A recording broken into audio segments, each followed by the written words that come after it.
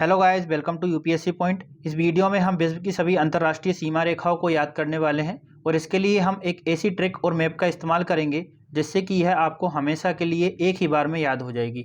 बस आप वीडियो के लास्ट तक बने रहिएगा। तो चलिए शुरू करते हैं। हमारी पहली सीमा रेखा है रेड क्लिफ लाइन। इसके बारे में थोड़ा बेसिक जान लेते हैं।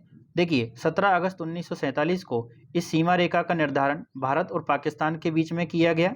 इसके लिए सर रेडक्लिफ की अध्यक्षता में एक आयोग का गठन किया और इसी आयोग ने रेडक्लिफ लाइन का निर्माण किया। तो देखिए, लोकेशन और ट्रिक को देखिएगा। ये है पाकिस्तान, ये है इंडिया। इन दोनों देशों के बीच में ये जो बॉर्डर है उसी को रेडक्लिफ हम बोलते हैं। अब इसको याद कैसे करिएगा? तो देखिए, भारत और पाकिस्तान एक दूसरे को क्या मानते हैं? खतरा मानते हैं। खतरा मानते हैं और खतरे का साइन क्या है? Red light. तो इसी रेड लाइट से हमें रेड क्लिफ लाइन याद होगी। एक दूसरे को खतरा मानते हैं और खतरे का साइन है रेड लाइट। तो इस तरह से भारत और पाकिस्तान के बीच में रेड क्लिफ लाइन हमें याद हो जाएगी। अगली है हमारी मैकमोहन रेखा। मैकमोहन रेखा के बारे में लोकेशन और ट्रिक को भी बताऊंगा। थोड़ी सी बेसिक इन्फॉर्मेशन है। यह भारत और चीन के बीच में है, लेकिन शुरू में यह भारत और तिब्बत के बीच में थी। चूँकि तिब्बत पर चीन ने कब्जा कर लिया है, तो इस तरह से वर्तमान में यह भारत और चीन के बीच में है। यह जो सीमा रेखा है, इसका निर्माण किया था हेनरी मैकमोहन द्वारा, क्योंकि यह उस समय ब्रिटिश सरकार में विदेश सचिव थे और यह सीमा रेखा 1914 में अस्तित्व में आई। चलिए लोकेशन देखते हैं। ये हमारा अरुणाचल प्रदेश का एरिया है और ये चीन है, तिब्बत वाला एरिया। इन दोनों क्षेत्रों के बीच में जो रेखा है उसी को हम मैकमोहन रेखा कहते हैं। अब इसको याद कैसे करेंगे? तो देखिए, मैक से हमें क्या याद आता है? मैक से हमें MEKE ये याद आता है। मेक मतलब होता है बनाना, या फिर आप इसको ये भी देख सकते हैं MADE, मेड मतलब भी होता है बनाना। तो हम जो है चीन से क्या करना चाहते हैं? आयात को कम करना चाहते हैं। इसीलिए क्या चला रहे हैं? Make in India programme. Made in India, make in India. तो चीन से हम कम करना चाहते हैं आयात को, इसीलिए चला रहे हैं मेक इन इंडिया। तो मेक इन इंडिया से मैकमोहन लाइन भारत और चीन के बीच में हमें क्लियर हो जाएगी। अगली है हमारी ड्यूरेंड रेखा। ड्यूरेंड रेखा किस किस के बीच में है? अफगानिस्तान और पाकिस्तान के बीच में। ये अफगानिस्तान है, ये पाकिस्तान का एरिया है। इन दोनों देशों के बीच में ये जो रेखा है इसी को बोलते हैं ड्यूरेंड रेखा। चलिए, ये तो आपको पता चल गया, लेकिन याद कैसे करना है? तो क्या है, पाकिस्तान जो है बहुत देशों से क्या कर्जा लिया हुआ है, उसका पेमेंट क्या है? ड्यू है। मतलब पाकिस्तान के पास बहुत कर्जा है, वह दे नहीं पा रहा है, तो बहुत सारा ड्यू है। इसी तरह वह अफगानिस्तान से भी लिया है। क्यों? अफगानिस्तान पास में है, तो अफगानिस्तान से उसने कर्जा लिया लेकिन दे नहीं पा रहा है। अफगानिस्तान कह रहा है कि भाई तुम्हारा जो पेमेंट ड्यू है वह हमें दो। तो ड्यू से हमें ड्यूरेंड रेखा याद हो जाएगी। चलिए आगे बढ़ते हैं। अगली है हमारी मेडिसन रेखा।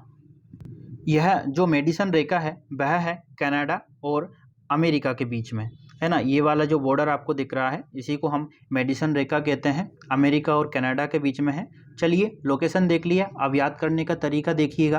तो देखिए, मेडिसिन मतलब वही बना सकता है मेडिसिन को, दवाइयों को, जिसके पास बहुत सारा पैसा हो, है ना। तो अमेरिका ने कोरोना के टाइम में मेडिसिन बनाई थी। अब उसी के पास में कौन सा देश है? कनाडा। तो इस तरह से इन दोनों में होड़ लगी थी कि हम मेडिसिन बनाएंगे। कनाडा कह रहा था हम बनाएंगे, अमेरिका कह रहा था हम बनाएंगे। तो आपको ये याद रखना है कि जिसके पास पैसा होगा, और पैसा किसके पास है? अमेरिका के पास में है, तो मेडिसिन उसी ने बनाई थी, उसी के पास में देश है कनाडा। तो इस तरह से दोनों में होड़ लगी हुई थी कि मेडिसिन हम बनाएंगे। तो मेडिसिन रेखा किन दोनों देशों के बीच में है? अमेरिका और कनाडा के बीच में।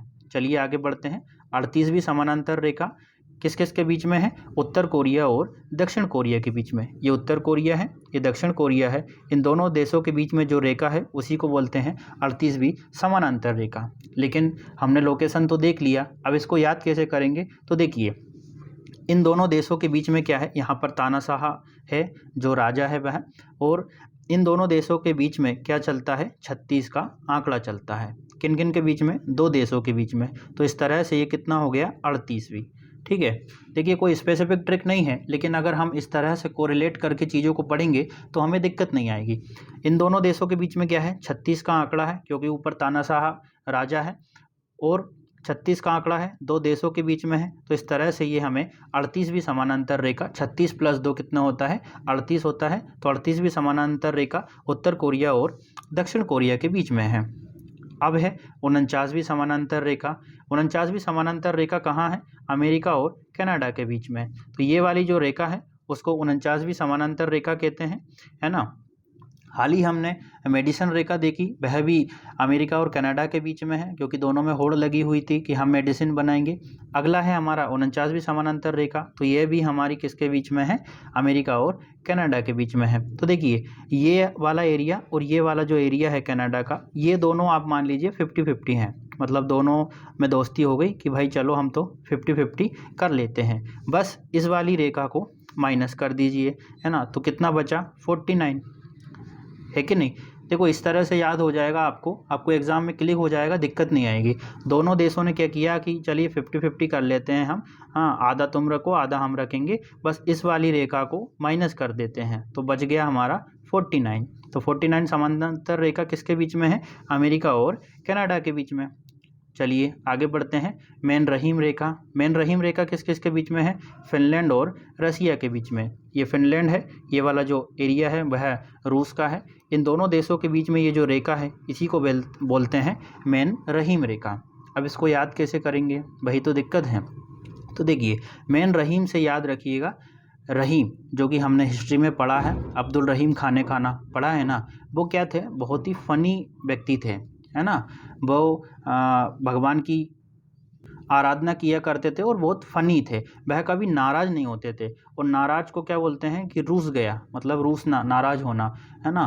तो वह कभी रूसते नहीं थे और बहुत फ़नी व्यक्ति थे। तो मेन रहीम से हमें रहीम, अब्दुल रहीम खाने खाना याद हो जाएगा। बहुत ही फ़नी थे, तो फ़नी से हमें फ़िनलैंड, और कभी रूसते नहीं थे तो रूस, है ना। तो इस तरह से मेन रहीम रेखा जो है फ़िनलैंड और रूस के बीच में है।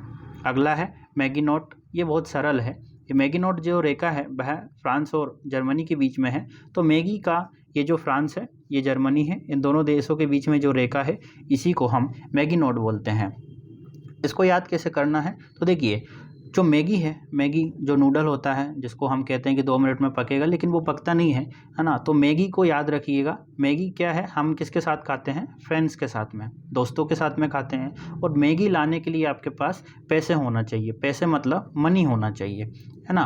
फ्रेंड्स के साथ खाते हैं मैगी, और मैगी लाने के लिए पैसा होना चाहिए, मतलब मनी होना चाहिए। तो मैगिनोट रेखा किस किस के बीच में है? जर्मनी और फ्रांस के बीच में। ठीक है, चलिए आगे बढ़ते हैं। अगला है हमारा हिंडनबर्ग रेखा, किस किस के बीच में है? जर्मनी और पोलैंड के बीच में। ये वाली जो रेखा है इसी को बोलते हैं हिंडनबर्ग रेखा। अब देखिए इसको याद कैसे करेंगे? तो हिंडनबर्ग जो रेखा है इसको समझिए आप हिडन, हिडन मतलब क्या होता है? छुपाना। हाँ ठीक है, तो छुपाते किसको हैं? आजकल मनी को छुपाते हैं, काले धन को हम छुपाते हैं। पुराने ज़माने में सोने को छुपाया जाता था, तो मनी को क्या करते हैं हम? हिडन करते हैं, मतलब छुपाते हैं। और कहाँ छुपाते हैं? ज़मीन के अंदर, मतलब लैंड के अंदर। ठीक है, तो मनी को कहाँ छुपाते हैं? लैंड के अंदर। और छुपाने का इंग्लिश वर्ड क्या है? हिडन करना। ठीक है, हिडन किया मनी को लैंड के अंदर। तो जर्मनी प्लस पोलैंड के बीच में हिडनबर्ग रेखा हमें देखने को मिलेगी। अगला है हमारा 24वीं समानांतर रेखा। इसका उतना महत्व नहीं है क्योंकि यह पहले थी, लेकिन अब क्या है कि उत्तरी वियतनाम और दक्षिणी वियतनाम एक हो गए हैं, तो 24वीं समानांतर रेखा का इतना इम्पोर्टेंस नहीं है। बस ये याद रखिएगा कि ये जो है वियतनाम के बीच में रही है। अगला है 17वीं समानांतर रेखा। ये जो है भारत और पाकिस्तान के बीच में है। ये वाला जो एरिया है यहाँ पर 17वीं समानांतर रेखा है। ठीक है, अब इसको याद कैसे करना है? वही जो हमने पहले बताई थी कि भारत और पाकिस्तान एक दूसरे को खतरा मानते हैं। 17 खतरा कौन मानते हैं? भारत और पाकिस्तान। तो इस तरह से 17वीं समानांतर रेखा भारत और पाकिस्तान के बीच में है। अगली है ब्लू लाइन, ठीक है, नीली रेखा। ये इम्पोर्टेंट है क्योंकि यह जो है इजराइल और लेबनान के बीच में है, लेबनान के, है ना। इसको इसलिए करना है क्योंकि हमास गुट और इजराइल के बीच में जो युद्ध हुआ है, इस वजह से ये हमारी महत्वपूर्ण हो जाती है। इसको 2000 में संयुक्त राष्ट्र द्वारा यह निर्धारित करने के उद्देश्य से बनाया गया था कि इजराइल जो है लेबनान से पूरी तरह से हटा है या नहीं हटा है। ठीक है, अब इसको याद कैसे करना है? तो देखिए जो लोग लव करते हैं ना, जो प्रेम करते हैं, उनकी बहुत पिटाई होती है है ना, पिटाई होती है और उनके शरीर पे क्या पड़ जाती है, नील पड़ जाती है, ब्लू ब्लू साइन बन जाता है।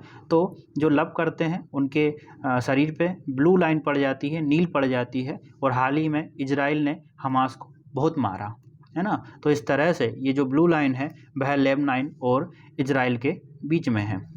अगली है 31वीं समानांतर रेखा, यह जो है इराक और ईरान के बीच में है। तो देखिए ये जो 31 है ना, 31 का जो पीछे वाला जो बन है वो कैसा है, आई जैसा है ना। और इराक और ईरान के बीच में ये जो है वह भी आई जैसा ही साइन है। 31 में क्या है, ये जो 31 है वो आई जैसा ही है, अगर ऊपर डंडा खींच दें तो आई बन जाएगा। तो इराक और ईरान के बीच में भी जो साइन है, जो आई स्टार्ट होता है, तो ये देखिए दोनों देशों के बीच में आई से स्टार्ट होता है। तो 31वीं समानांतर रेखा जो है इराक और ईरान के बीच में है। ठीक है, ये हो गया होगा। अगली है सिगफ्रॉयड रेखा, यह जो है द्वितीय विश्व युद्ध के दौरान बनाई गई थी, लेकिन अब इसका इतना इम्पोर्टेंट नहीं है, थोड़ा सा याद रख लीजिएगा कि जर्मनी और फ्रांस के बीच में यह रेखा है। ठीक है, आई होप आपको पूरी समानांतर रेखाएं याद हो गई होगी। एक दो बार वीडियो को और अच्छा देख लीजिएगा, साथ ही आप कमेंट करके बताइएगा कि अगली वीडियो किस टॉपिक पर आप चाहते हैं, क्योंकि हमें भी उसी तरह से पता चलेगा। जब तक आप कमेंट नहीं करेंगे हमें समझ नहीं आएगा कि आपको ये कंटेंट पसंद आ रहा है या नहीं आ रहा है। Thank you.